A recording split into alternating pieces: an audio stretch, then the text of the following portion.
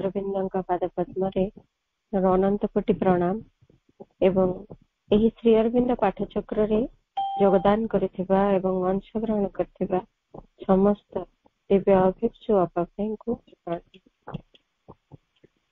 आज हमर आलोचनार विषयटी रही प्रभुଙ୍କ रचित लेटर्सन योग वॉल्यूम 2 रो विषयटी आमे आरंभ करथिले गत थर जे साधना थ्रू कंसंट्रेशन मेडिटेशन एंड जप ताहारे भितरो आमे किछि अंश पढिथिले किछि रिलेटर पढिथिले कंसंट्रेशन और मेडिटेशन रो अर्थ मीनिंग को नेकरी आज रही जो अंशटी ता होची the role of concentration and meditation ए साधना रे the role of concentration and meditation एकाग्रता और ध्यान रो भूमिका विषय रे प्रभुंकर पत्र गुड़िक से समस्त प्रश्न रो उत्तर संबलित हो रही आमे ताको पढ़िबा एवं बुझिबा को प्रयास करिबा से परम प्रभुंकर कृपा मांकर सहाय्य प्रार्थना करे आरंभ करिबा। In the beginning, for a long time, concentration is necessary even by effort because the nature, the consciousness are not ready. प्रथम अवस्था रे ध्यान रे आमे जेमति पूर्व भी पढ़िथिले प्राथमिक अवस्था रे केबे मध्य ध्यान करिबा एबा एकाग्र होबा प्रथम रु सहज हे जायनी बा ठीक भाबरे एकाग्रता ध्यान ए सब प्रथम रु हुए नाही किंतु आरंभ तो आमे करिबा कोनोसी गोटे बिंदुरु निश्चित भाबरे जो स्तर रे अच्छे सेइथरु आमे ध्यान एवं एकाग्रता अभ्यास करिबा जेते प्रयास कले मध्य प्रथम रु एई कथाटी लंबा समय जाय एकाग्रता बा ध्यान आम साधना रे हेई पारे नाही काहे कि ना हमर प्रकृति आम चेतना एसु प्रस्तुत हे न था अर्थात आमे सेई विषय रे सचेतन हबा केबे थारु सिखि न थाउ आमे कोन पिला बेले ध्यान रो कथा सिखिछु ना आम प्रकृति भीतर एटा गोटे स्वतः प्रवृत्तता है कि रही हाँ किसी रेयर केसेस रे कहा कहा पाखरे ए कथाटी रही किंतु आम समस्तंग पाई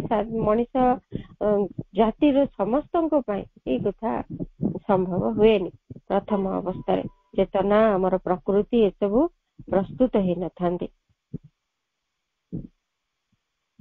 तापरे जेतेबेले आमे अभ्यास करू धीरे धीरे आम भीतर से कथा गुड़िक संभव हुए even then the more quiet and natural the concentration the better जेतेबेले जेते जेते अधिक परिमाण रे नीरवता एवं स्वाभाविक हे जीव एकाग्रताटा धीरे धीरे ताहा सेते भलो आम भीतर जेहेतु प्रथम रे कथाटी न थाए आमे जानि न थाउ ताहा हम पाई स्वाभाविकता है कि न थाए बा आमे सेतिकी नीरवता सेतिकी स्थिरता भितरे आमे एकाग्र हे पारुना तो अभ्यास बଳରେ धीरे धीरे जेतिकी जेतिकी कथा गुटिक आरंभ हबो इवन आम साधनार प्रारंभिक अवस्था रे मध्य जेते नीरवता आउ जेते एगुडिक स्वाभाविकतार परिणत हबो ते भलो आउ जेते बेले आमर चेतना और प्रकृति प्रस्तुत हे जिवे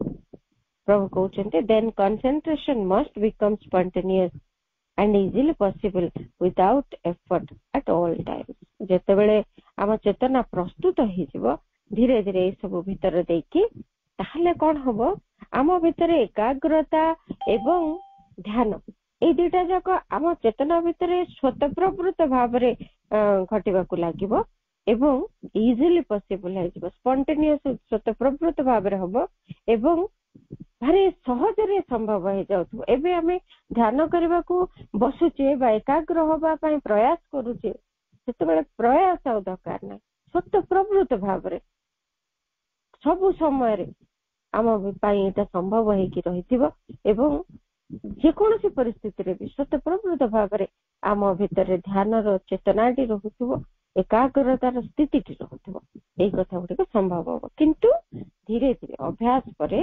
ए जेन चोटक हबो आम चेतना प्रकृति से प्रस्तुत हेले तापरे जाय कि ए सब कथाटा संभव हबो Even at last it becomes the natural and permanent condition of the being. It is then no longer concentration but the settled voyage of the soul in the divine. ଆଉ ଯେତେବେଳେ ଏଇ କଥା ଗୁଡାକ ଆମ ଭିତରେ ଧୀରେ ଧୀରେ ସମ୍ଭବ ହେଇଯିବ, ଆମେ ପୂର୍ବରୁ ବି ପ୍ରଭୁଙ୍କର ଚିଠିରେ ପଢୁଥିଲେ ପୂର୍ବ ଥର, ଯେ ଯେତେ ଯେତେ ଆମେ ଅଭ୍ୟାସ କରିବୁ ସେତେ ସେତେ ଆମ ଭିତରେ ଏଗୁଡାକ ସ୍ୱତଃପ୍ରବୃତ୍ତ ଭାବରେ ହେଇ ଚାଲିବ। ଧ୍ୟାନ କରିବା ଏବଂ ଏକାଗ୍ର ହବା। ଅଭ୍ୟାସ ନ କଲେ ଯେ ଏଗୁଡିକ ହେବ ନାହିଁ, ଆମ ଭିତରେ ସେଇ ସ୍ୱତଃପ୍ରବୃତ୍ତତାଟି ଆସିବ ନାହିଁ, କାରଣ ଆମ ଚେତନା ପ୍ରକୃତି ଏସବୁ ଭାରି ବିପରୀତ ତତ୍ତ୍ୱରେ ରହିଛନ୍ତି। ଏଗୁଡିକ ଏତେ ବିପରୀତ ହେଇକିରି ରହିଛନ୍ତି ଯେମିତି ଆମ ଧ୍ୟାନ କରିବାକୁ ବସିଲା ବେଳକୁ ଆମ ମୁଣ୍ଡରେ ଅନେକ ଚିନ୍ତା ଘୁରି ବୁଲୁଛନ୍ତି। ଆମ ଭିତରେ କେତେ ଯେ କାମନା ମୁଣ୍ଡ ଟେକୁଛନ୍ତି, କେତେ ପ୍ରକାର ଆମ ଶରୀର କୋଉଠି କଷ୍ଟ ହେଲା, କୋଉଠି କଣ ଅନୁଭବ କରୁଛି, ସେ କେତେ ପ୍ରକାର ଡିଷ୍ଟର୍ବ ହଉଛି। ଏଇ କଥାକୁ ହିଁ ପ୍ରଭୁ କହୁଛନ୍ତି ଆମ ଚେତନା ସେଥିପ୍ରତି ସଜାଗ ନାହିଁ, ଆମ ପ୍ରକୃତି ସେଇ ବିଷୟ ପାଇଁ ପ୍ରସ୍ତୁତ ହେଇନାହିଁ। ଏଭଳି ଏମିତି ସ୍ଥିର ଏବଂ ଏକାଗ୍ର ହବା, ସମଗ୍ର ଚେତନାକୁ ଆଣିକି ଗୋଟିଏ ଜାଗାରେ ଏକାଗ୍ର କରିବା ଏବଂ ଗୋଟିଏ ଧ୍ୟାନସ୍ଥ ବିଷୟ ଉପରେ ନିଜକୁ ନିୟୋଜିତ କରିକି ରଖିବା, ସେଇ କଥାଟି ଉପରେ ଧ୍ୟାନ କରିବା, ଏଇ କଥାଟି ଆମ ଭିତରେ ହେଇନି। କିନ୍ତୁ ଯେତେବେଳେ ଏଟା ଅଭ୍ୟାସ ହେଇଯିବ ଆମ ଭିତରେ ଏଟା ଗୋଟେ ପରମାନେଣ୍ଟ କଣ୍ଡିସନ ହେଇଯିବ। ଅଭ୍ୟାସ କରୁ କରୁ କରୁ କରୁ କେତେ ଦିନ କାହା ପାଇଁ ଲାଗିବ, ସ୍ୱଭାବ ଅନୁଯାୟୀ, ଚେତନାର ସ୍ତର ଅନୁଯାୟୀ ଆମକୁ କାହାକୁ କେତେ ଦିନ ଲାଗିପାରେ ସେଇ ଅବସ୍ଥା ପାଇଁ। ତାକୁ ଆମେ ଗୋଟେ ଫିକ୍ସ କରିଦେଇ ପାରିବାନି ଯେ 3 ମାସ ଧ୍ୟାନ କଲେ ଆମ ଭିତରେ ଅଭ୍ୟାସ ହେଇଯିବ, ସେମିତି କହିପାରିବାନି। କାହା ଭିତରେ 3 ମାସରେ ସମ୍ଭବ ହେଇପାରେ, କାହା ଭିତରେ 3 ବର୍ଷରେ ସମ୍ଭବ ହେଇପାରେ। ଏମିତି ଭାବରେ କାହାର କଣ ଚେତନାର ସ୍ତର ଏବଂ ପ୍ରକୃତିର ସମସ୍ତ ପ୍ରସ୍ତୁତିକୁ ନେଇକି ଏହା ଘଟିପାରେ। ତେବେ ଯେତେବେଳେ ଏଇ କଥାଟି ହେଇଯିବ, ଏହା ଆମ ଭିତରେ ଗୋଟେ ପରମାନେଣ୍ଟ କଣ୍ଡିସନ ହେଇଯିବ, ଏକ ଚିରସ୍ଥାୟୀ ଅବସ୍ଥା ଆମ ଚେତନା ଭିତରେ ସୃଷ୍ଟି ହବ। ଯେତେବେଳେ କି ଆମେ ଯେତେବେଳେ ବି ଯୋଉ କାର୍ଯ୍ୟ କରୁଥାଉ, ଯାହା କରୁଥାଉ, ଆମ ଭିତରେ ନିରବଚ୍ଛିନ୍ନ ଭାବରେ ଧ୍ୟାନର ସେଇ ସ୍ଥିତିଟି ରହିଥିବ ଏବଂ କର୍ମରେ ମଧ୍ୟ ଏକାଗ୍ରତାଟି ଭଲ ଭାବରେ ରହିପାରିବ, ଯାହା ଫଳରେ ଆମେ ଏକାଗ୍ର ଚିତ୍ତରେ ସବୁ କଥା ନିବିଷ୍ଟ ହେଇପାରିବୁ। ସେତେବେଳେ ଆମ ଭିତରେ ଏଇ ଅବସ୍ଥା ହେଇଯିବ ଯେ ଆଉ ସେଇଟା ଏକାଗ୍ରତା ର ସ୍ତରରେ ଆଉ ରହିବନି, ତାହା ଏମିତି ଗୋଟେ ସ୍ତରକୁ ଆସିବ, ତାହା settled voice of the soul in the divine. ଭଗବାନଙ୍କ ଭିତରେ ଆମର ଆତ୍ମାର ଏକ ସ୍ଥିର ଅବସ୍ଥା, ଏମିତି ଗୋଟିଏ ସ୍ଥିତି, ଭଗବତ ଚେତନା ଏବଂ ଆତ୍ମା ଦୁହେଁ ଏକ ହିଁ ତତ୍ଵ, କିନ୍ତୁ ଯେହେତୁ ଆମ ଭିତରେ ସେଇ ଆତ୍ମା ଢାଙ୍କି ହେଇକି ରହିଛନ୍ତି, ସେଇଠି ଆଉ ଖୋଲି ପାରୁନାହାନ୍ତି, ସିଏ ନିଜେ ସେଇ ନିଜସ୍ୱ ଚେତନା ସହିତ, ସେଇ ପରମ ବାସ୍ତବତାଙ୍କ ସହିତ, ସେଇ ଈଶ୍ୱର ଚେତନା ସହିତ ମିଳିତ ହେଇପାରୁନାହାନ୍ତି, ନିଜ ମୂଳ ଉତ୍ସ ସହିତ ସେ ଯୋଡି ହେଇପାରୁନାହାନ୍ତି। ତାଙ୍କରି ହିଁ ଇଏ ହଉଛନ୍ତି ସ୍ପାର୍କ, ତାଙ୍କ ସହିତ ସେ ଯୁକ୍ତ ହେଇପାରୁନାହାନ୍ତି। ଯେତେବେଳେ ଆମେ ଏଇ କଥାକୁ ପ୍ରାକ୍ଟିସ କରିବୁ ନା, ଏଇଟା ଧୀରେ ଧୀରେ ସମ୍ଭବ ହବ ଯେ ସେ ସୋଲ, ସେଇ ଅନ୍ତରାତ୍ମା ପରମାତ୍ମାଙ୍କ ଚେତନାରେ ନିରନ୍ତର ବାସ କରିପାରିବେ। ସେଟେଲ୍ଡ ଭଏସ୍ ସେଟା ହେଇଯିବ, ଏମିତି ଏକ ସ୍ଥିର ସ୍ଥିତି ହେଇଯିବ, ତାଙ୍କ ସହିତ ସେ ନିରନ୍ତର ନିରବଚ୍ଛିନ୍ନ ଭାବରେ ତାଙ୍କ ଭିତରେ ବାସ କରିପାରିବେ। ଅନ୍ତରାତ୍ମାଙ୍କର ସ୍ଥିତି ପରମାତ୍ମାଙ୍କର ଭିତରେ ହେଇପାରିବ। ଏଇ କଥାଟି ହବା ଦରକାର ଆମ ସାଧନା। ସେଇଥିପାଇଁ ହିଁ ଆମେ ଏଇ ସାଧନା ମଧ୍ୟରେ ଏକାଗ୍ରତାର ଅଭ୍ୟାସ କରିବୁ। ପୁଣି କହୁଛନ୍ତି, it is true that to be concentrated and do an outward action at the same time is not at first possible. ଆମେ ପ୍ରଥମରୁ ଭାବି ପାରିବୁନି ଯେ ମୁଁ ଏକାଗ୍ର ହେଲେ ଏଇ ତ କାମ ଗୁଡା କିଛି କରିପାରୁନି। ଭଗବାନଙ୍କ ପ୍ରତି ସିନା ଅନ୍ତରରେ ଏକାଗ୍ର ହଉଛି, କିନ୍ତୁ ଅନ୍ତରରେ ଏକାଗ୍ର ହେଇଥିଲେ ମୁଁ ଗୋଟେ ଜାଗାରେ ବସିକି ରହିବାକୁ ପଡୁଛି, ବା ମତେ ନିଜର ମନଟିକୁ ଆଉ କୁଆଡେ ନିୟୋଜିତ କଲେ ଅନ୍ତରରେ ଏକାଗ୍ରତା ଚାଲିଗଲାଣି। एमती गुड़िए समस्या सृष्टि होछि। तेणुकरी आम भितर प्रथम एभली गोटे अवस्था देखा जिवो जे आउटवर्ड एक्शन बाह्य कर्म करी होनी जेतेबेले एकाग्र होछु। सेतिपाई सेतेबेले प्राथमिक अवस्था रे ताहा असंभव माने होथिले मध्य but that too becomes possible पर अभ्यास बल बारंबार यही कथा को जदि हमें प्रैक्टिस करू ताहले एई कथा मध्य संभव हुए। सेतेबेले को केमिति केमिति स्तर देइकरी ए कथा संभव हो ताहा भी कहउछन either the consciousness divides into two parts. आम चेतना एमिति हेई पारे जे आम चेतना दुई भाग रे विभक्त हेई पारे, दुई भाग रे विभक्त हेई जिबा आम चेतना संपूर्ण भाव में अलग अलग भाव से विभक्त होकर केमती करबो। One the inner poised in the divine, the other the outer doing the outer work. एमती भी हे पारे जे आमर चेतनाटी टोटल आमर समग्र चेतनाटी दुई भाग रे विभक्त हो। बाह्य चेतना बाह्य कर्म करुथुबो, एणे अंतर चेतना से भगवान को सहित सम्मिलित होइकी एकाग्र होइकी थिबो तांकरी ठारे।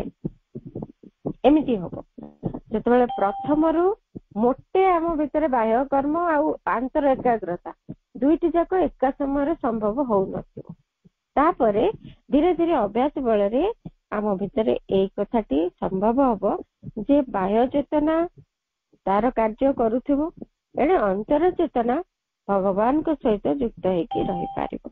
एमिति भी हे पारे बा or else आउ प्रकार भी हे पारे the whole is so poised and the force does the work through the passive instrument।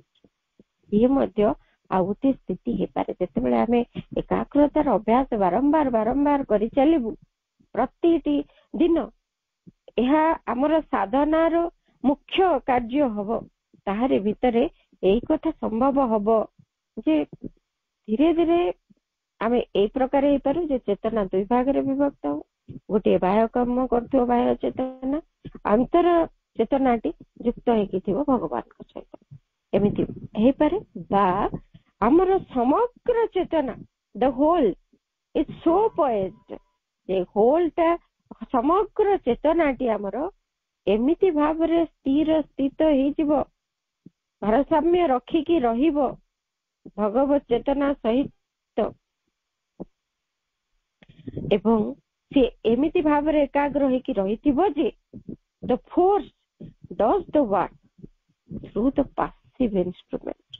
सेतेबेले आमे पैसिव हे जु जेमति निष्क्रिय भली अवस्था हमर थिबो।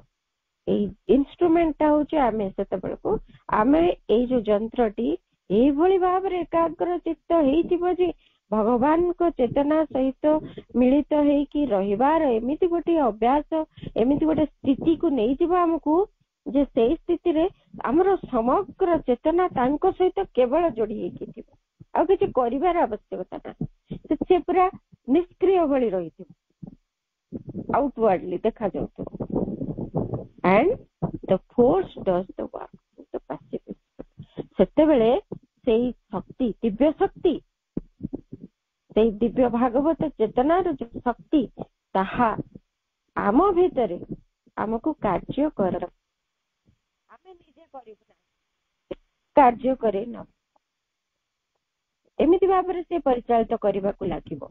एमिति आमे पूरा पैसिव हे जाइतु, आमे सेठी पूरा एमिति पैसिव हे जिवु जे आमे कोनोसी क्रिया न करूथिला भली रहिथिबु, किंतु बाहर को देखा जाउ नथुबो जे आमे कोठी सोइछु कि एकाग्र की ध्यान रे बसिछु, आमे कर्म करूछु।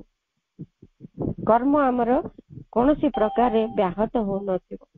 कर्मटी किए करूथु दिव्य शक्ति आम माध्यम रे करई नउथिबे। सेतबेले आमको आ स्वतंत्र चेष्टा करिकरी बाह्य चेतना रे कार्य करिवु, अंतर चेतना रे युक्त हेकी रहिवु, एई कथार आवश्यकता भी पड़िबे। से ही कार्य करे समस्त शक्ति तांकरी ठारू आसीबो। कौन करबा को हबो कि उपाय करबा को हबो ए सबरो अभ्रांत इंगित मिलिबो जा कहिसेंती प्रभु। एवं ତାହାକୁ ସିଏ ଆରମ୍ଭ କରିବେ, କେବଳ ପ୍ରେରଣା ଦେବେନି, ପଥ ଦେଖେଇକି କାର୍ଯ୍ୟ କରେଇବେ ଏବଂ ସେଇ କର୍ମର ଉଦ୍ଯାପନ ବି ସିଏ ହିଁ କରିବେ। ଏମିତି ଗୋଟେ ସ୍ଥିତି ବି ଆସିବ। ଏଇଟା ଗୋଟେ ଉଚ୍ଚତର ସ୍ଥିତି। ଅନେକ ଅଭ୍ୟାସ ବଳରେ ଏକାଗ୍ରତାର ଏମିତି ଗୋଟେ ଉଚ୍ଚତର ସ୍ଥିତିକୁ ଆମେ ଯାଇକି ପହଞ୍ଚି ପାରିବା। ତେଣୁକରି ଆମେ ଏକାଗ୍ର ହବାର ଆବଶ୍ୟକତା ରହିଛି। ଏସବୁ ସାଧନାରେ ଏକ ମହତ୍ତର ଉଚ୍ଚତର ସିଦ୍ଧି। ଆମେ ଏମିତି ଏକ ଯନ୍ତ୍ର ହେଇଯିବୁ ଯାହାକୁ ସ୍ୱୟଂ ଭାଗବତ ଶକ୍ତି ପରିଚାଳିତ କରିବେ। ସେତେବେଳେ ଆମେ ତାଙ୍କରି ଠାରେ ଏକାଗ୍ର ହେଇକି ଥିବୁ, ବାକି ସିଏ ସମସ୍ତ କାର୍ଯ୍ୟ କରୁଥିବେ।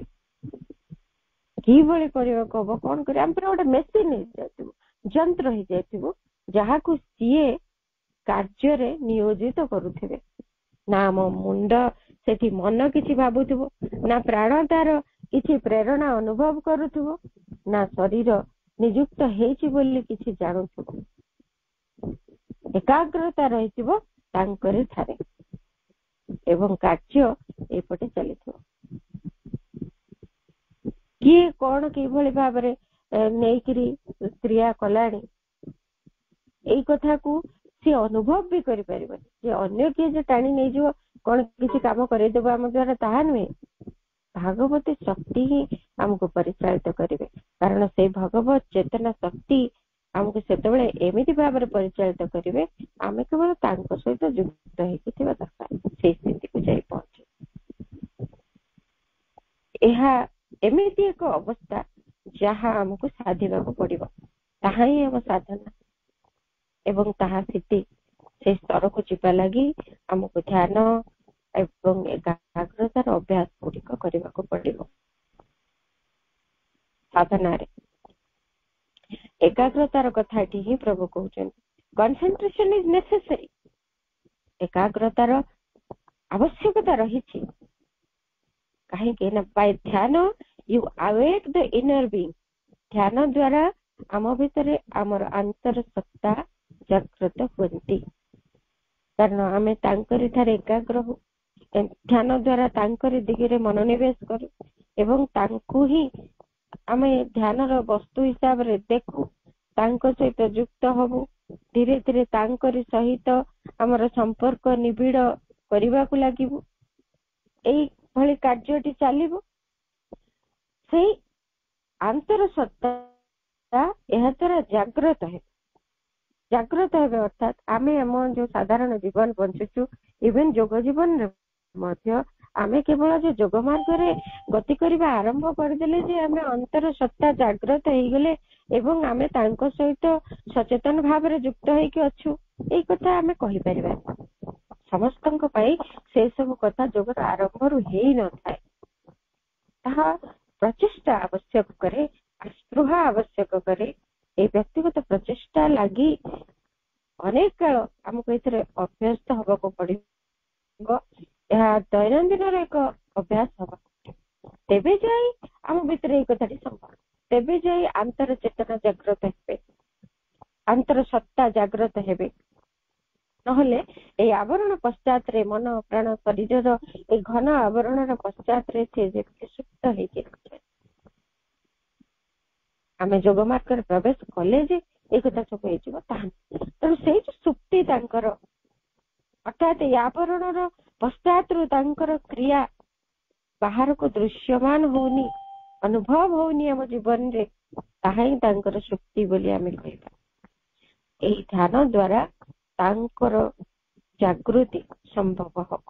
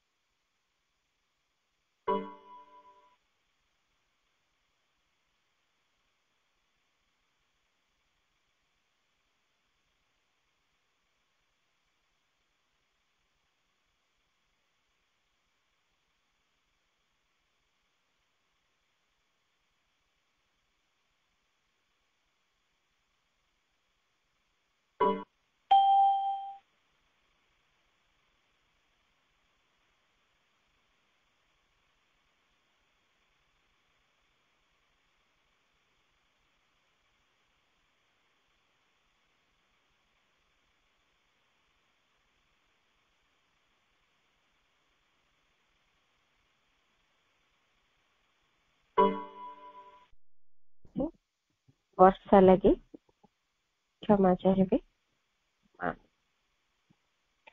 तेबे एठी जो आमे ध्यान करूछु हमर जो ध्यान चलुछि सब बेले मां को पाखरे जेते बेले ठरु आमे जोगरे प्रवेश करिछु बहुत समय रे ए भली भाव रे हुए जे आमे ध्यान रे जो अवस्था रे बसतिलु सेही अवस्था रे पुणी फेरी आसु किछि परिवर्तन आम भितर हुए आउ घंटा घंटा एमती स्थिर होइकी बसिकी मेडिटेशन आमे करि पारु खुशी हो जे एमती ध्यान आमर होछि किंतु मां कहउछन्ते एमती अनंत काल बीती गले मध्य कोनोसी परिवर्तन हेई परिबनि यदि एमती आमे ध्यान करू ध्यान बेलो को जेमिति अवस्था रे बसिलु बाहरी गलु भी सेही अवस्था रे आउ घंटा घंटा बसिछु तेणु जणे ध्यान भितरे निजको ईश्वर को आड़ को खोल धरवा को ध्यान करि पारे निम्नतर चेतना को प्रत्याख्यान करने को भी ध्यान करि पारे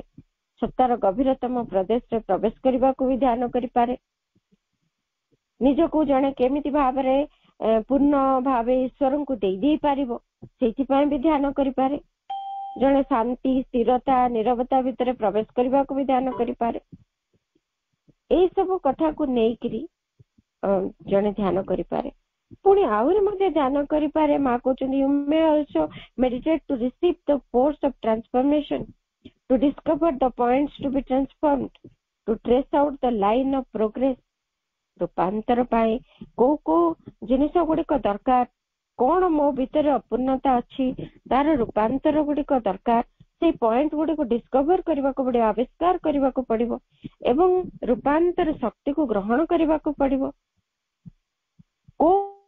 को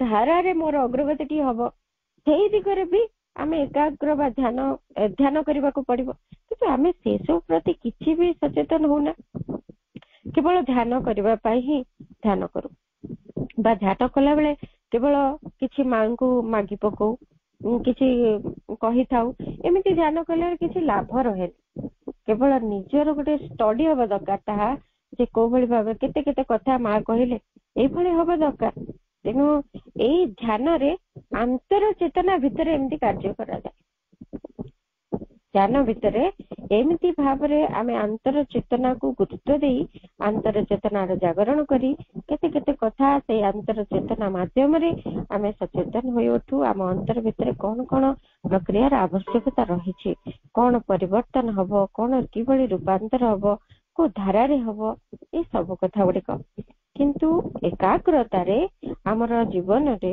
आम कर्म भितरे आमर बाह्य चेतना भितरे आमर बाह्य सत्ता को मध्य आमे प्रस्तुत कर दे पारिबु से दिव्य ज्योति आ दिव्य शक्ति प्रति ग्रहणशील हो उठिबा लागि केवल अंतर चेतना कथा एठी भी नुहे ध्यानटी अंतर चेतना पर निर्भर करछि काहेकि ना आमे ध्यान रे बसी गलु एवं सेठी आमे चेष्टा कलु अंतर चेतना अंतर सत्ता को खोलिबा तांको सहित युक्त हवा ए विभिन्न प्रकार प्रयास रहला किंतु एकाग्रताटी बाह्य सत्ता को मध्य प्रस्तुत करिवो बाह्य चेतना को मध्य प्रस्तुत करिवो केमिति भाबरे से दिव्य शक्ति ज्योति को निज भीतर ग्रहण करिपारे एकाग्र हवा द्वारा एई कथा भी संभव तेणु हमको एकाग्र हवा को पड़िबो एया होची साधना रे भूमिका एकाग्रतार आहुरी मध्य रहिछि it is in the waking consciousness that all has to be realized but that cannot be done without a full preparation in the inner being and it is this preparation that is being done for you in ध्यान मैं एकाग्रता कहीं की करबा कहउछन्ति प्रभु पुनी ध्यान कहीं की करबा ता भी कहउछन्ति ध्यानटा कोन आमे जे जागृत चेतना रे ही आमे सब किसी को उपलब्धि करू एमिति खाली ध्यान चेतना रे किछि उपलब्धि टी हे गला ताहा जे आम पाई गोटे परमानेंट सिद्धि हे जिवो ताहा सेति पाई तो जते बेले पुराना जोग गुड़िक जहा सब जोगी माने अनुसरण करथिले सब गुड़िक जे विफल हेछि ता नुहे से माने सिद्धि भी लाभ करिछन्ति ध्यान धारणा द्वारा ସେମାନେ ସିद्धି ଲାଭ କରିଛନ୍ତି ଏବଂ ସେଇ ସିଦ୍ଧି ଗୁଡିକ କେବଳ ତାଙ୍କର ଅନ୍ତର ଚେତନା ଭିତରେ ଧ୍ୟାନର ଅବସ୍ଥାରେ ହେଇଛି। କିନ୍ତୁ ଯେତେବେଳେ ବାହ୍ୟ ଜୀବନ, ବାହ୍ୟ କର୍ମ, ଜାଗ୍ରତ ଚେତନା, ଏଇ ସମୟରେ ସେ ସ୍ଥିତି ଆଉ ନାହିଁ। ସେ ଘଣ୍ଟା ଘଣ୍ଟା ଧ୍ୟାନ କରିଦେଇକିରି ଯେତେବେଳେ ପୁଣି ଜାଗ୍ରତ ଚେତନାକୁ ଜଣେ ଆସିଯାଏ ସେ ଡିଷ୍ଟର୍ବ ହେଇଯାଏ, ଆଉ ସେଇ ସ୍ତରଟି ରହେ। ତେଣୁକରି ଏଇ ଯୋଉ ଧ୍ୟାନ ଭିତରେ କେବଳ ଏଇ ପ୍ରସ୍ତୁତି ଆମେ ସାଧନାରେ କରିବା ଯେ ଜାଗ୍ରତ ଚେତନାରେ ହିଁ ସବୁ କଥାକୁ ଉପଲବ୍ଧି କରାଯାଇ ପାରିବା ଦରକାର। ଏହା ହିଁ ପୂର୍ଣ୍ଣ ଯୋଗର ଲକ୍ଷ୍ୟ। ତେଣୁ ଆନ୍ତର ସତ୍ତାକୁ ପ୍ରସ୍ତୁତ କରିବାକୁ ପଡିବ, ଆଉ ସେଇ ଆନ୍ତର ସତ୍ତାର ପ୍ରସ୍ତୁତିଟି ଧ୍ୟାନ ଦ୍ଵାରା ହବ ଏବଂ ଏକାଗ୍ରତା ଦ୍ଵାରା ବାହ୍ୟ ଜୀବନରେ ଜାଗ୍ରତ ଚେତନା ଭିତରେ ଏବଂ କର୍ମ ଭିତରେ ବାହ୍ୟ ସତ୍ତାରେ ଆମେ ସବୁ କିଛିକୁ ଉପଲବ୍ଧି କରିବା। ଏଥିପାଇଁ ଏ ଦୁଇଟି ଯାକ ସାଧନାରେ ଗୁରୁତ୍ୱପୂର୍ଣ୍ଣ ଭୂମିକା ନିର୍ବାହ କରୁଛନ୍ତି। ସେଇ ପ୍ରସ୍ତୁତିଟି ଧ୍ୟାନ ଦ୍ଵାରା ହଉଛି ଏବଂ ଏକାଗ୍ରତା ଦ୍ଵାରା ତାହା ବାହ୍ୟ ଚେତନାକୁ ମଧ୍ୟ ବ୍ୟାପି ଯାଉଛି। You have not to remain in ଧ୍ୟାନ all the time. ଧ୍ୟାନ ଯେ ସବୁବେଳେ ଜୀବନ ସାରା ଧ୍ୟାନ କରୁଥିବୁ ଖାଲି ବା ଦିନ ରାତି ଆମେ ଧ୍ୟାନରେ ବସିବୁ ଯୋଗ ସାଧନା କରୁଛୁ ବୋଲି ତାହା ଆମେ ଧ୍ୟାନ କରି କରିକି ଯୋଉ ଅବସ୍ଥାରେ ପହଞ୍ଚିଲୁ, ଯୋଉ ସ୍ଥିତିଟି ଅନୁଭବ କଲୁ, ଯୋଉ ସ୍ଥିରତା, ଶାନ୍ତି, ଶକ୍ତି ଆମ ଭିତରକୁ ପ୍ରବେଶ କରୁଥିବାର ଉପଲବ୍ଧି, ଏଇ ସବୁ ଗୁଡିକ ଯାହା ଉପଲବ୍ଧି ହେଲା, ଅନୁଭବ ହେଲା, ସେଇଗୁଡାକ to bring into the waking state of consciousness, ଜାଗ୍ରତ ଚେତନା ଭିତରକୁ ସେଗୁଡିକୁ ଆଣିବାକୁ ପଡିବ। ଧ୍ୟାନରେ ଆମେ ଗୋଟେ ସ୍ଥିରତା ଭିତରେ ବସି ଯାଉଛୁ, ସ୍ଥାଣୁତା ଭିତରେ, ଇମୋବିଲିଟି ଭିତରେ ରହୁଛୁ। ଧ୍ୟାନ କଲା ବେଳେ ଆମେ ବସୁଛୁ ପଦ୍ମାସନରେ ଧ୍ୟାନ କରୁଛୁ, କିନ୍ତୁ ସେମିତି ଧ୍ୟାନ ଯେ ସବୁଦିନ ସବୁବେଳେ କରାଯାଉଥିବ, ସବୁଦିନ ଧ୍ୟାନ ହିଁ କରାଯିବ ଏଇଭଳି ତାହା ନୁହେଁ। ଯୋଗ ସାଧନାରେ ଆବଶ୍ୟକତା ରହିଛି ଧ୍ୟାନର ଆହୁରି ଅଗ୍ରଗତିଶୀଳ ଅବସ୍ଥାକୁ ଆମକୁ ଯିବାକୁ ପଡିବ। ସେଟା କେମିତି ନା ଆମେ ଯାହା ବି ଏଇ ଧ୍ୟାନସ୍ଥ ଅବସ୍ଥାରେ ଯୋଉ ସ୍ଥିତିରେ ପହଞ୍ଚିଲୁ, ଯାହା ଉପଲବ୍ଧି କଲୁ, ତାକୁ bring down into the waking state of consciousness, ତାକୁ ଆମର ଜାଗ୍ରତ ଚେତନା ଭିତରକୁ ଆଣିବାକୁ ପଡିବ। ଯାହା ସେଠି ପାଇଲୁ, you get there and you have to live in that all the time. very important କଥା। ଆମକୁ ସେଇ ଚେତନାଟିରେ ସମଗ୍ର ଦିନ ଗୁଡିକ, ସମଗ୍ର ମୁହୂର୍ତ୍ତ ଗୁଡିକ ରହିବାକୁ ପଡିବ। ପ୍ରତିଟି କର୍ମ ଭିତରେ ସେଇ ଚେତନାଟିକୁ ଧରି ରଖିବାକୁ ପଡିବ। ୱେକିଂ କନସିୟସନେସ କୁ ଆଣିବାକୁ ପଡିବ। ମେଡିଟେସନ ଟା ଯୋଉ କନସିୟସନେସ ରେ କରାଯାଉଛି, ତାକୁ ୱେକିଂ କନସିୟସନେସ ରେ ଜାଗ୍ରତ ଚେତନା ଭିତରେ ମଧ୍ୟ ସେଇ ସ୍ଥିତିରେ ରହିବାକୁ ପଡିବ। ଆମେ କିଛି ସମୟ ରଖିଥାଉ ଧ୍ୟାନ କରିବା ପାଇଁ, ଏଇ ପର୍ଟିକୁଲାର ଏଇ ସମୟରେ ଆମେ ଧ୍ୟାନ କରିବୁ, ଯୋଉ ସମୟ ରହିଛି ସେଇ ସମୟ ହେଇଗଲେ ଆମେ ଦୌଡି ଯାଉ କେମିତି ଧ୍ୟାନ କରିବୁ, ଯାଇକି ବସିଯାଉ। ଅଭ୍ୟାସ ପ୍ରାରମ୍ଭିକ ଅବସ୍ଥାରେ ଏହାର ଆବଶ୍ୟକତା ରହିଛି। ନିଶ୍ଚିତ ଭାବରେ ସାଧନାରେ ଏହା ଆମକୁ ଶିଖେଇବ କିଭଳି ଭାବରେ ଧ୍ୟାନ କରାଯାଏ, ଧ୍ୟାନରେ କିଭଳି ଅଗ୍ରଗତି କରାଯାଏ। କିନ୍ତୁ ସେଇ ଧ୍ୟାନ ଯୋଉ ଯେତିକି ସମୟ କଲୁ, ଯୋଉ ଅବସ୍ଥାଟି ଆମେ ସେ ଭିତରୁ ପାଇଲୁ, ଯୋଉ ସ୍ଥିତିରେ ପହଞ୍ଚିଲୁ, ଯୋଉ ଉପଲବ୍ଧିଟି ହେଲା, ଯୋଉ ଅନୁଭୂତି ଗୁଡିକ ହେଲା, ସେଇ ସ୍ତରରେ ଆମେ ଜାଗ୍ରତ ଚେତନା ଭିତରେ ପ୍ରବେଶ କରିବୁ। ଅର୍ଥାତ୍ କାର୍ଯ୍ୟ କରୁଥିବୁ, ଖାଉଥିବୁ, ପିଉଥିବୁ, କଥା ହଉଥିବୁ, ବା ଆମର ଦୈନନ୍ଦିନ ଯାହା କର୍ମ କରୁଥିବୁ, ଆମର ଯୋଉ ଦାୟିତ୍ୱ ଦିଆଯାଇଛି ତାକୁ ବି ସମ୍ପନ୍ନ କରୁଥିବୁ, ସମସ୍ତଙ୍କ ସହିତ ମିଳିମିଶିକିରି କର୍ମ ଭିତରେ ପ୍ରବେଶ କରୁଥିବୁ। କିନ୍ତୁ ଆମ ଭିତରେ ସ୍ଥିତିଟା ରହିବ କଣ? ଧ୍ୟାନ ସମୟରେ ସେଇ 15 ମିନିଟ ବା ସେଇ ଅଧଘଣ୍ଟା ବା ସେଇ ଘଣ୍ଟାଟି ଯାହା ଧ୍ୟାନ କରିଛୁ, ସେଇ ଅବସ୍ଥାଟି ଆମ ଅନ୍ତର ଭିତରର ଅବସ୍ଥା ହେଇକି ରହିବ। ସମଗ୍ର ସମୟରେ ତାହା ହଉଛି ଜାଗ୍ରତ ଚେତନା ଭିତରକୁ ଧ୍ୟାନକୁ ପ୍ରବେଶ କରେ। ଧୀରେ ଧୀରେ ଆମେ ସେଇ ସ୍ତରକୁ ଆସିବାର ଅଭ୍ୟାସ କରିବୁ ସାଧନାରେ। ତାହା ହିଁ ଠିକ ଭାବରେ ଆମ ସାଧନାର ସିଦ୍ଧି ଆଡକୁ ଆମକୁ ଦେଇଛି। ନହେଲେ ତ ଏମିତି ବସି ପଡୁଥିବୁ ଧ୍ୟାନରେ, ବାହାରିକି ଆସିଲୁ ପୁଣି ଅଲଗା ଚେତନା ସବୁ କିଛି। କାରଣ ସେଇ ଧ୍ୟାନ ସମୟରେ ଯେତିକି ରହେ ତାପରେ ସେତିକି କଥାକୁ ଆମେ ଧରି ରଖି ପାରୁନା। ଧ୍ୟାନରୁ ବାହାରି ଗଲେ କଥା ସରିଲା, ପୁରାପୁରି ସାଙ୍ଗେ ସାଙ୍ଗେ ଗପସପ କରୁ, ସାଙ୍ଗେ ସାଙ୍ଗେ କାହା ନାଁରେ ବି ଆଲୋଚନା କରିଦଉ, କାହାକୁ କିଛି ଆରୋପ କରୁ, କିଛି ଆକ୍ଷେପ କରୁ, ଚାଲିଥାଏ ଆମର। ବାଜେ ଗପସପ ବି କରୁ। ଇଭେନ ଧ୍ୟାନ ପରେ କଣ ଖାଇବା ପିଇବା ଚିନ୍ତା ବି ଆମର ପଡେ, ବହୁତ କିଛି ହେଇଯାଏ। ସେୟା ଠିକ ନୁହେଁ। ଧ୍ୟାନରୁ ବାହାରିଲା ପରେ ବି ସେଇ ଚେତନାଟିକୁ କେମିତି ଧରି ରଖିବା ତାହାର ଅଭ୍ୟାସ ଆମକୁ କରିବାକୁ ହବ। It is very good and by regular meditation you are sure to make much progress. ଯେତେ ଯେତେ ଆମେ ଡେଲି ମେଡିଟେସନ କରୁଥିବୁ, ରେଗୁଲାରଲି ସବୁବେଳେ ନିୟମିତ ଭାବରେ ଆମେ ଧ୍ୟାନ କରିବାର ଅଭ୍ୟାସ କରିବୁ, ସେତେବେଳେ ଆମେ ନିଶ୍ଚିତ ଭାବରେ ଅଧିକରୁ ଅଧିକ ଅଗ୍ରଗତି କରିପାରିବୁ ବୋଲି ପ୍ରଭୁ କହୁଛନ୍ତି। ଯେତେ ଯେତେ ଆମେ ଅଭ୍ୟାସ କରିବୁ ସେତେ ସେତେ ଅଗ୍ରଗତି ସମ୍ଭବ। But I do not think to spend all the night in meditation would be good.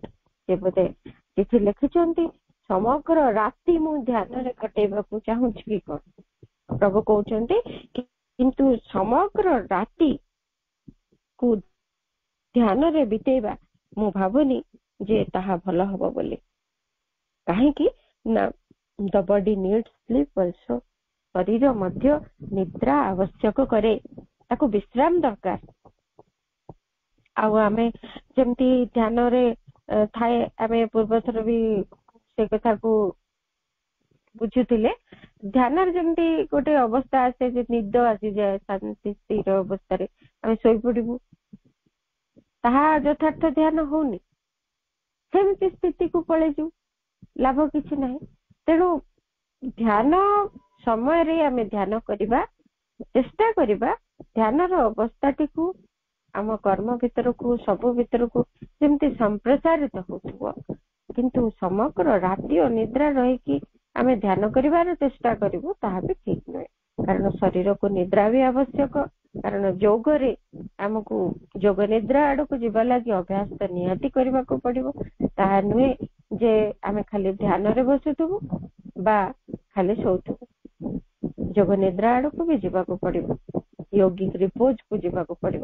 ଶୋଇବାର ଯଥାର୍ଥ ରୀତିକୁ ଶିକ୍ଷା କରି ତାହା ମଧ୍ୟ ଧ୍ୟାନର ଅବସ୍ଥାକୁ ଆସିବ। ତାହା ଏମିତି ଅବସ୍ଥାକୁ ଆସିବ ଯେମିତି ମା 2 ଘଣ୍ଟା ସେ କେବଳ ବସି ରହୁଥିଲେ, ତାପରେ ସେ ତାଙ୍କର କାର୍ଯ୍ୟକୁ ପୁଣି ଚାଲି ଯାଉଥିଲେ, ଶୋଉନଥିଲେ। ଏମିତି ଅବସ୍ଥା ଆସିଥିଲା। ସେ ଗୋଟେ ଯୌଗିକ ବିଶ୍ରାନ୍ତିର ଅବସ୍ଥା ଆସିବ। ତାହା ବାହାରକୁ ରହିଥିବ ଯେମିତି ଧ୍ୟାନସ୍ଥ ଅବସ୍ଥା ଭଳି, ସମାଧିସ୍ଥ ଅବସ୍ଥା ଭଳି, ଟ୍ରାନ୍ସରେ ରହିଲା ଭଳିଆ ଅବସ୍ଥାଟିଏ ଥିବ। କିନ୍ତୁ ସେ ସମୟରେ ଚେତନାଟି ଯୁକ୍ତ ହେଇଥିବ ଦିବ୍ୟ ଚେତନା ସହିତ। ସେ ତ ଅଲଗା ଗୋଟେ ଟପିକ। ଆମେ ଜାଣିବା ଯେ ଶରୀର ଶୋଇବା ମଧ୍ୟ ଆବଶ୍ୟକ କରେ, ତେଣୁ ରାତି ସାରା ଧ୍ୟାନ କରିବା ଠିକ ନୁହେଁ। ପ୍ରଭୁ ପୁଣି କହୁଛନ୍ତି 1 hour meditation daily is already a very good result and it can be increased slowly to 2. 1 ଘଣ୍ଟା ମେଡିଟେସନ, 1 ଘଣ୍ଟା ଧ୍ୟାନ ପ୍ରତ୍ୟେକ ଦିନ ପର୍ଯ୍ୟନ୍ତ ଆମେ ପ୍ରଥମରୁ ସେଇ କଥା ମଧ୍ୟ ଅନ୍ୟ ଜାଗାରେ ପ୍ରଭୁ କହିଛନ୍ତି, ପ୍ରଥମରୁ ଆମେ 1 ଘଣ୍ଟା ମେଡିଟେସନର ଅଭ୍ୟାସ କରିବାନି। ଯଦିଓ ପ୍ରଭୁ ଏଠି କହିଛନ୍ତି, ସେ ଆରମ୍ଭରୁ ସବୁ କଥାରେ କହୁଛନ୍ତି ଅଭ୍ୟାସ ବଳରେ ଆମେ ଟାଇମକୁ ବଢେଇ ପାରିବା। ତେଣୁ ଘଣ୍ଟାଟେ ଧ୍ୟାନଟା ଯଥେଷ୍ଟ ଦିନକୁ, ତାହା ବି ଭେରି ଗୁଡ ରେଜଲ୍ଟ ଆଣେ, ବହୁତ ଭଲ ପରିଣତି ଆଣିଦିଏ ଆମ ସାଧନାରେ। ଆଉ ଧୀରେ ଧୀରେ ଆମେ ତାକୁ ବଢେଇକିରି 2 ଘଣ୍ଟା ଆଡକୁ ନେଇପାରିବା। କିନ୍ତୁ ପ୍ରଥମରୁ ଆମେ ଘଣ୍ଟାଏ ମେଡିଟେସନ କେବେ ବି କରିବାର ଅଭ୍ୟାସ କରିବାନି। ଖୁବ କମ ସମୟରୁ, even 1 minute, 2 minute, 5 minute, 10 minute କରି ଆମେ କ୍ରମେ କ୍ରମେ କ୍ରମେ କ୍ରମେ ଧ୍ୟାନର ସମୟକୁ ବଢେଇବା। ହଠାତ୍ ନୁହେଁ। ହଠାତ୍ କଲେ ଆମେ ବିରକ୍ତି ଭାବ ଆସିବ, ଧ୍ୟାନ କରିବା ପାଇଁ ଚେଷ୍ଟା କରିବାକୁ ପଡୁଥିବ ଏବଂ ଧ୍ୟାନରେ କ୍ଳାନ୍ତି ଆସିବ। ତାହା ଠିକ ନୁହେଁ।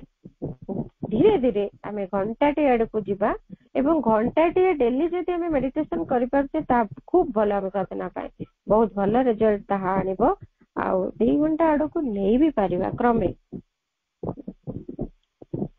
certainly if all one's life one did nothing but meditate it would be a one sided affair जदि सम निश्चित भाव रे कथा प्रभु पुनर्बार हमको मन पकई दउचंदी कारण आमे पूर्ण जोगर जोगी आमे माने साधारण धारा भली केवल ध्यान धारणा रे समय काटिबा एई कथा भाबिबा नाही समग्र दिनटी समग्र जीवनटी आमे जदि किछि न करिकि केवल ध्यान रे काटिबा ताहा गोटे एक तरफा व्यापार हे जीवो बोली प्रभु कहउछ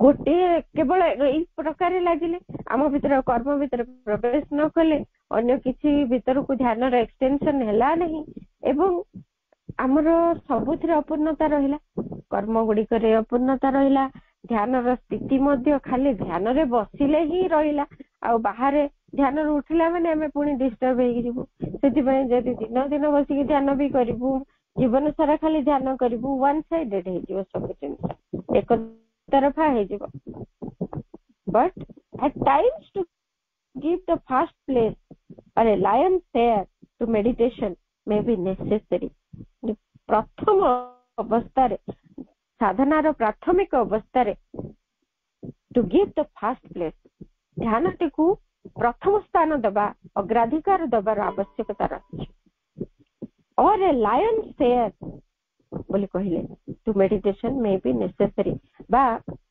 लायन शेयर होची कोन the largest part of something कोनसी कथार सबुठार बड़ अंशटी होची आमे ताको कहबा लायन शेयर लायन जेमती तार बड़ भागटी जेतु जंगल राजा शिकार रे सबुठु बड़ अंशटी तार ठीक से भलिया एटा गोटे कथा रहिछि सेमती लायन शेयर रो अर्थ रहुछि कोन सबु बेले जदि कोनोसी जिनिसर बड़ भागटी आमे कोनोसी जगह रे आवश्यक करू ताहाको आमे लायन शेयर बोले कहिबा तेनु मेडिटेशन टाकू साधना रे मुख्य अंग बोली भाबी आमे प्राथमिक अवस्था रे ताकू अधिक गुरुत्व दबार आवश्यकता रही अधिक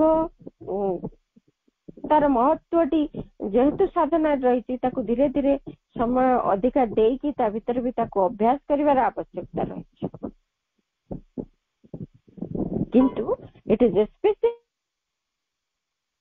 when things are coming down and have to be fixed केते बेले ए कथाटी हमें करिवु जे अधिक समय जते लायन शेयर जो कथाटी कहले अधिक समय सेतिरे देबु केते बेले ना जेते बेले स्पेशली जेते स्वतंत्र भाव रे when things are coming down ऊर्ध्वर दिव्यतर समस्त तत्व दिव्य शक्ति दिव्य ज्योति दिव्य ज्ञान जहा से सब ऊर्ध्वतर कथा गुड़िक जिते बेले आम भीतर को ध्यान बेले अवतरण करने को लगे आम से गुड़िक जानी पारुथिबु सेते बेले टिके अधिक समय आम ध्यान रे देले किसी क्षति ना किंतु ता माने नुहे जे आम जीवन सारा शक्ति अवतरण करूची तो आम बसी जीवा ध्यान रे किसी कार्य करबानी ताहा नुहे प्रारंभिक अवस्था रे जिते बेले एमती सब अवतरण गुड़िक हुए सेते बेले आम भीतर को से गुड़िक अवतरण करती एवं से गुड़िक आम भीतर फिक्स हवा दरकार था से गुड़िक आम भीतर प्रवेश कर क्रियाशील हबार स्थिति को आसबार आवश्यकता था सेते बेले ही टिके लंबा समय मेडिटेशन आमे करि परिबा अधिक समय दे परिबा कारण से समय रे एरा आवश्यकता रही बाकी एमिति भाबिबानी जे आमे समग्र दिन धरिकी मेडिटेशन खाली करूछु आ मेडिटेशन कर चलथिबो आ किसी कर्म करबेनी काहे तो शक्ति अवतरण करछ से सब नुहे ताहा ठीक नुहे प्राथमिक अवस्था रे से शक्ति को अवतरण करिबा पई मोटे समय देबा पड़े धरा जो मेडिटेशन रो गोटे प्रोसीजर रे आमे शांति रो अवतरण रो अभ्यास कर शांति रो अवतरण रो अभ्यास करिबा लागि आमे कोन करि पारू ता भितरे बसिलु आमे ध्यानस्थ हेलु शांति रो अवतरण पई आस्पृहा कलु एवं ସେଇ ଦିଗରେ ନିଜକୁ ଗ୍ରହଣଶୀଳ କରିକି ରଖିଲୁ ଏବଂ ଏଇ ପ୍ରସ୍ତୁତି ଭିତରେ ଶାନ୍ତିର ଅବତରଣ ମଧ୍ୟ ଆରମ୍ଭ ହୁଏ। କିଛି ଦିନ ଅଭ୍ୟାସ ପରେ ଶାନ୍ତିର ଅବତରଣ ଆରମ୍ଭ ହେଲେ ମସ୍ତକ ଉର୍ଦ୍ଧ୍ୱରେ ଟିକେ ଚାପ ଅନୁଭବ ହୁଏ, ଠିକ ସହସ୍ରାରରେ ଟିକେ ଚାପ ଅନୁଭବ ହୁଏ ଏବଂ ସେଇ ଚାପଟି ଯେତେବେଳେ ଅନୁଭବ ହୁଏ ଆମେ ଜାଣିବା ଯେ ହଁ ଏଇଠି ବର୍ତ୍ତମାନ ଶାନ୍ତିର ଅବତରଣ ଘଟିବ। ସେଇଥିପାଇଁ ଏଇ ଭିତରେ ସେ ପ୍ରବେଶ କରିବାକୁ ଚାହୁଁ, କାରଣ ଯେତେବେଳେ ମେଡିଟେସନରେ ଯାହା କିଛି ବି ଶକ୍ତି ଜ୍ୟୋତି ଶାନ୍ତି ଯାହା ଅବତରଣ କରେ ସବୁ କିଛି ଚକ୍ର ଗୁଡିକ ମାଧ୍ୟମରେ ହିଁ ଆମ ଭିତରେ ପ୍ରବେଶ କରନ୍ତି ଏବଂ କ୍ରିୟାଶୀଳ ହୁଅନ୍ତି ଆମ ଚକ୍ର ଗୁଡିକ ମାଧ୍ୟମରେ। ତେଣୁ ଯେତେବେଳେ ସହସ୍ରାରରେ ପ୍ରବେଶ କରିବେ ଟିକେ ଚାପ ଅନୁଭବ ହୁଏ, ଆମେ ଜାଣିବା ହଁ ବର୍ତ୍ତମାନ ଶକ୍ତିଟି ପ୍ରବେଶ କରୁଛି। ସେତେବେଳେ ଆମେ ଟିକେ ସମୟଟାକୁ ସେଟା କଣ୍ଟିନ୍ୟୁ କରିଯିବାଟା ଭଲ, କାରଣ ସେତେବେଳେ ଅବତରଣଟି ହବ ଏବଂ ସେଇ ଅବତରଣଟି ଆମ ଭିତରେ ଫିକ୍ସ ହବା ଦରକାର, ଆମ ଭିତରେ ସ୍ଥିର ହବା ଦରକାର। ଏମିତି ନୁହଁ ଯେ ସବୁବେଳେ ଖାଲି ଚାପ ହେଉଥିବ କିନ୍ତୁ ଅବତରଣ କରିବା ବେଳକୁ ଆମ ଧ୍ୟାନର ସମୟ ସରିଗଲା, ଆମେ ଉଠିକି ପଳେଇ ଆସିଲୁ, ଆଉ ଶାନ୍ତି ଅବତରଣ କରିପାରିଲା ନାହିଁ। ଏମିତି ବି ହେଇଯାଇପାରେ। ପ୍ରାଥମିକ ଅବସ୍ଥାରେ ଏଇକୁ ଧ୍ୟାନ ଦେଇ ଆମେ ମାନେ ସେଇ ସମୟରେ ଟିକେ ଏକ୍ସଟେଣ୍ଡ କରିପାରିବା ଏବଂ ଅବତରଣଟି ହବ, ଆମ ଭିତରେ ତାହା ସ୍ଥିର ହେଇଯିବ। ସେଇ ସମୟରେ ପୁଣି ଆମେ ଧ୍ୟାନରୁ ନିଜକୁ ଅଲଗା କରିଦେଇ ପାରିବା ଏବଂ ପରେ ପରେ ତାହା ଭାରି ଗୋଟେ ସ୍ପଣ୍ଟାନିଟିରେ ପରିଣତ ହବ, ଏକ ସ୍ୱତଃପ୍ରବୃତ୍ତତାରେ ପରିଣତ ହବ, ସ୍ୱାଭାବିକତାରେ ପରିଣତ ହବ, ଯାହାକି ସେମିତି ଶାନ୍ତିର ଅବତରଣ ଘଟିବ ଏବଂ ଆମ ଭିତରେ ତାହା କାର୍ଯ୍ୟ କରିବାକୁ ଆରମ୍ଭ କରିବ। ଚକ୍ର ପରେ ଚକ୍ର ସ୍ପର୍ଶ କରି କରି ତାହା ଆମ ମଧ୍ୟରେ ପ୍ରବାହିତ ହବ, କ୍ରିୟାଶୀଳ ହବ, ହେଇପାରେ। ତେଣୁ ଏଇ କଥା ହିଁ ପ୍ରଭୁ କହୁଛନ୍ତି। ଆଜି ସମୟ ହେଇଯାଇଛି ଏଇଠି ରହିବା, ଆଉ ପରବର୍ତ୍ତୀ ପର୍ଯ୍ୟାୟରେ ଆମେ ଏହା ପରଠାରୁ ଆହୁରି କିଛି ଏ ବିଷୟରେ ପ୍ରଭୁ କହିଛନ୍ତି, କନସେନ୍ଟ୍ରେସନ ମେଡିଟେସନ ବିଷୟରେ ଆମେ ପଢିବା। ଆଜିର ଆଲୋଚନାକୁ ମାଙ୍କ ପାଦ ପଦ୍ମରେ କୃତଜ୍ଞତା ପୂର୍ଣ୍ଣ ପ୍ରଣାମ ସହିତ ନିବେଦନ କରୁଛି। ସମସ୍ତ ଅପା ଭାଇଙ୍କୁ ଅନେକ ଅନେକ ଧନ୍ୟବାଦ। ବନ୍ଦେ ମାତରମ୍।